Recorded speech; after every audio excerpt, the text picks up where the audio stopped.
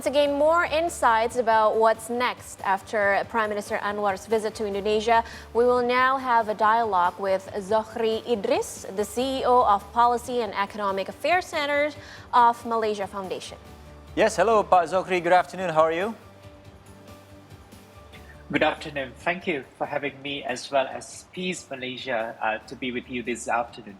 Yes, thank you for having the time to sit down in front of your nice computer right now. I'm sure that we know that you're also in Kuala Lumpur. So I think we're just going to head straight to the discussions.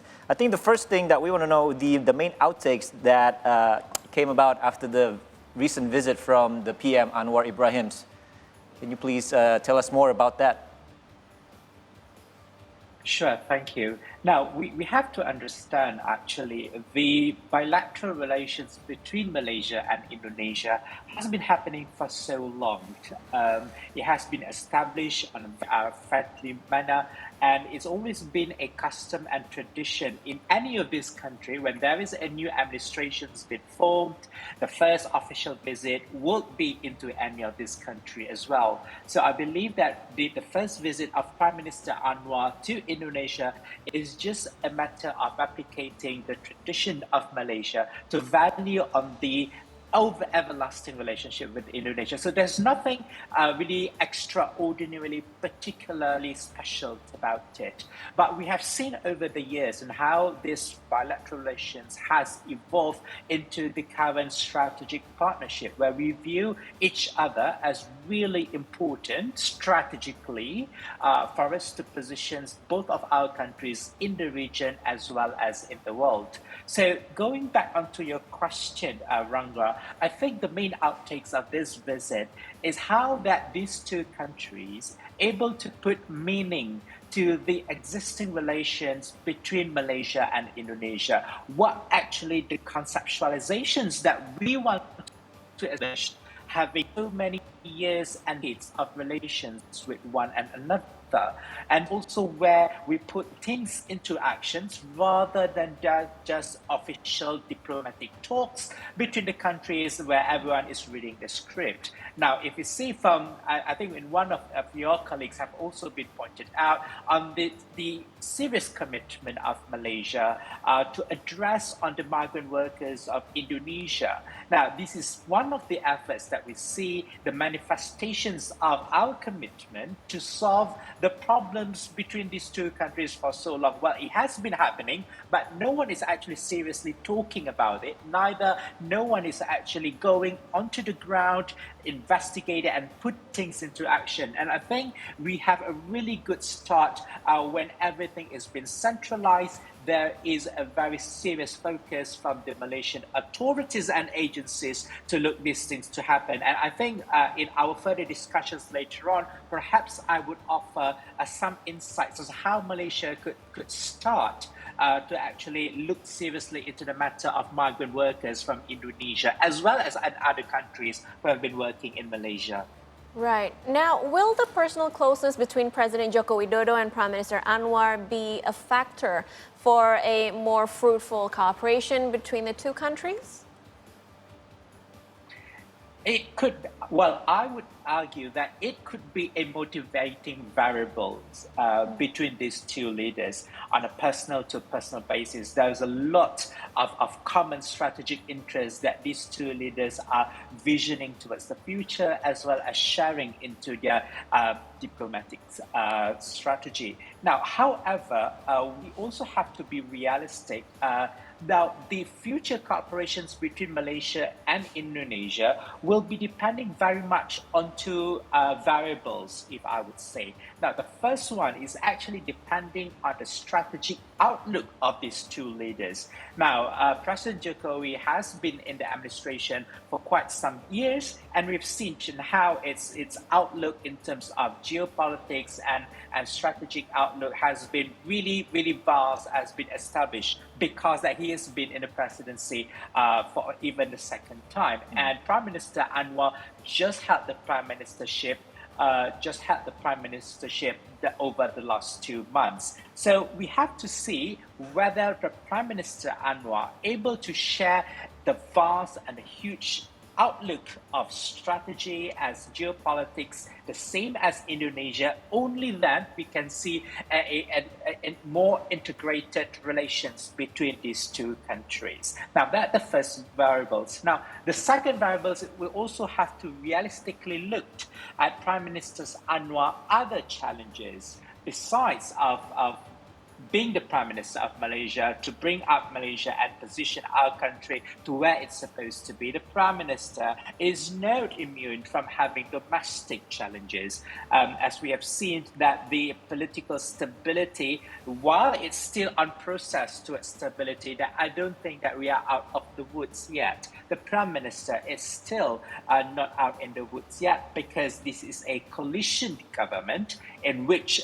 some parties are invited together to join his administration. There is no a simple majority. So depending on how Prime Minister Anwar Ibrahim manages and gives its focus to the domestic political challenges, will also be the determining factor. How much is he taking into the international relations issues, particularly to Indonesia and Malaysia?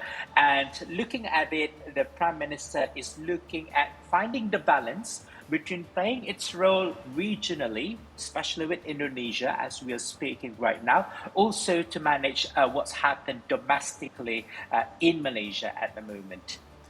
Right, yeah, it's very interesting with regards to the coalition government and to see how the Prime Minister Anwar is going to manage that. Now, we want to move back a little bit to what you said earlier, that President Joko Widodo particularly favors Malaysia's commitment to protecting Indonesian migrant workers. So this is something that you already mentioned. Now, how do you see this particular issue comparing with other issues between the two countries, and how are they going to develop going forward?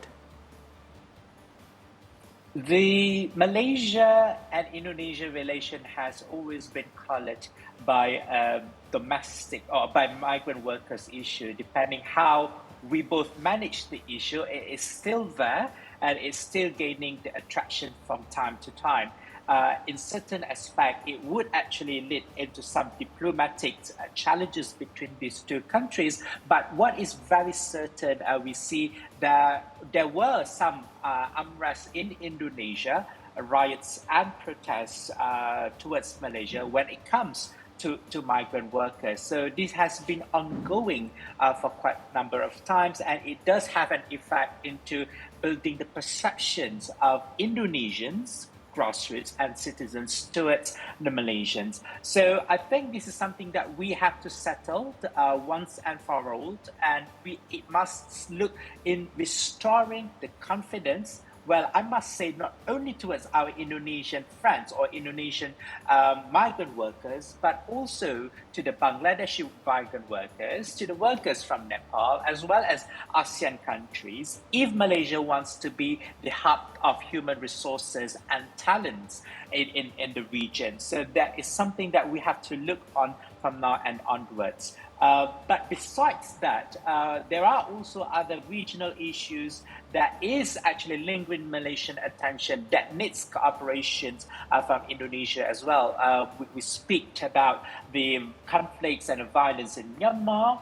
It does have effect to both of our countries as well when there are influx of refugees who refuge to of our shores and our nations, and it has really implicated onto the socio-economy of both countries. We also talk about the territorial dispute in South China Sea, where it actually involves claimants from China, Brunei, Singapore, Malaysia and Vietnam. And because Indonesia succeeds as the chairman of ASEAN in 2023, there is very much expectations that we do hope that Indonesia and Malaysia can work together in order to protect the interests of the claimants, the ASEAN country claimants in the South China Sea. And last, perhaps regional issue that we have to talk about is the connectivity in the region, regional connectivity, as how that we can elevate in terms of human mobilization, resources, talents, and energy mobilization within our region, so that ASEAN will be a region of prosperity where all of these 10 countries and with the accessions of Timor-Leste will add further prosperity in the region. And because ASEAN is also very important to the Malaysian national interest, and Indonesia hits as the ASEAN chairman in 2023, I think these are the issues that will be frequently talked about between Jakarta and Kuala Lumpur from now and onwards. All right. This will be our last question regarding Indonesia's new capital development and the Malaysian investors' interest in the project. Have these issues also caught the attention of Malaysian public or at least the policymakers? Thus far, we are not seeing a very robust discussion and attention towards the shift towards Kalimantan Island by the Indonesian administration. Perhaps it's something very new and we are still in processing towards it. Although I think the conversation on the ground merely talks about on how Indonesia would rise as a superpower when there is an effort to reallocate Jakarta as a capital city to Kalimantan. And we are thinking on how that Indonesia could succeed better than Malaysia in the future to come. But from the policy standpoint, what we are looking at the moment is the economic implication of having Nusantara in Kalimantan towards our states of Sabah and Sarawak, because these two states are neighboring very much closely in Kalimantan, and therefore it definitely has economic implications between these either triangle cities in Kalimantan. So we are still looking at the economic outlook. If there is a shift from Jakarta to Kalimantan, and what does it mean to the economic development of Sabah and Sarawak, as well as the neighboring cities between these two countries. We are also looking at how that this shift able to elevate regional connectivity in the sense that there will be a very huge mobilization between Sabah, Sarawak in Kalimantan and vice versa, and there is more movement of people, resources and goods. So these trio cities will perhaps emerge as a hub in the Southeast Asia region. However, I think there is still a challenge towards it. We are looking at what are the infrastructure that will be built to connect these three cities, because connectivity is key for Kalimantan to thrive, because Sabah and Sarawak needs infrastructure to reconnect with all of these cities as well. And last but not least, we are looking at the federalism aspect within Malaysia on how Sabah and Sarawak perhaps would somehow have a dynamic change from looking 100% positively towards Peninsular Malaysia, or will have a higher economic interdependency within Kalimantan and within the Borneo Islands. So these are the policy discussions in the future to come, as we are seeing the process of shifting from Jakarta to Kalimantan. And those 11 letters of intent, I would say that is just a very normal process in every new project. That is not very much significant at the moment, though I think it's good that we have more people coming in to invest in Kalimantan, but it's still very early to say how cooperations can be further integrated and fostered with these 11 letters of intent.